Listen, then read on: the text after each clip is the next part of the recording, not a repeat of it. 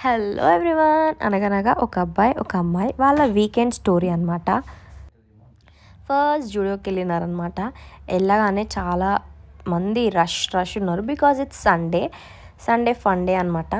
చాలా చాలా రష్ ఉండే. అండ్ అక్కడ మేము చూసినాము, కొన్ని బాగుండే, కాకపోతే కలెక్షన్స్ అనేవి అంతా నచ్చలేదు. దాని తర్వాత బ్యాక్ వచ్చేసిన తర్వాతకి పెద్ద స్టంట్ పెట్రోల్ అయిపోయిందనమాట.